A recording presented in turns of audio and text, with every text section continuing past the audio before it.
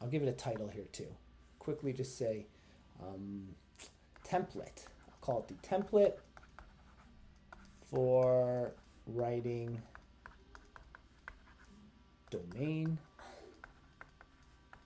and range. Okay, so this can be a little template for you.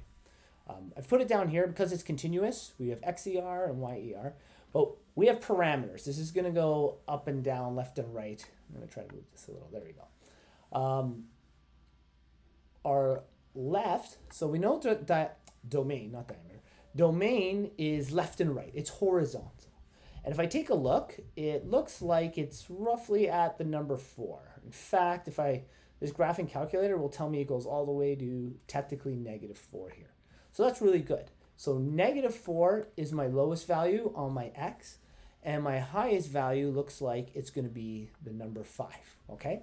So if I set up this little template, I have blank is less than and equal to X and less than and equal to 5. This works out. My lowest value goes on the left, and my highest value goes on the right, okay? We'll do the same thing for our range. This one's a little trickier. Because I made it a function that goes up and down, it looks like it tops out. Actually, we could probably almost figure that out. There we go, the maximum.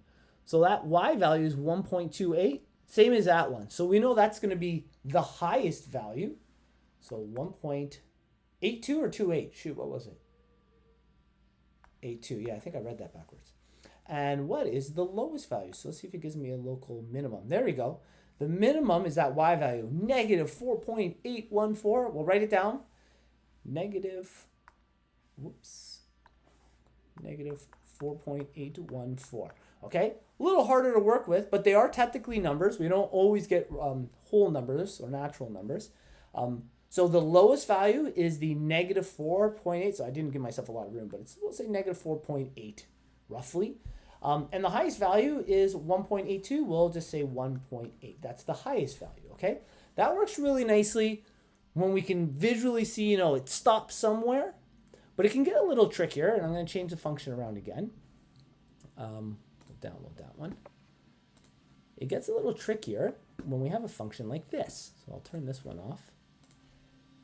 And here's our quadratic, okay? Our quadratic, okay, I'm going to set up the exact same template. And you might go, well, I don't need to do that for quadratics, but I just want to give you an idea of how this template can technically always work, okay? We know X, it's continuous, so every real number. I'm going to set it up. There's some blank, less than and equal to X, less than and equal to some other blank, okay? And we're going to do the same thing for our range. Our range is, it's continuous, so YER, such that some number is less than and equal to Y, which is less than and equal to some other number, okay? Now, it might seem hard with X because you go, well, it doesn't stop. We have a symbol that represents things that don't stop. Do you know what it is off the top of your head when numbers don't stop? What symbol we use? Okay, if something goes on forever, we actually use the symbol infinity. So you can actually say that X is less than infinity, less than and equal to, and that's going to the right. And when we go to the left, we can say it's less than and equal to negative infinity. We normally leave that out, and we'll just say X is every real number, but that's not wrong what you've written. So you can use this as a template every time, even for a continuous function. You just end up writing more. So with that same idea, we'll take a look at this range here.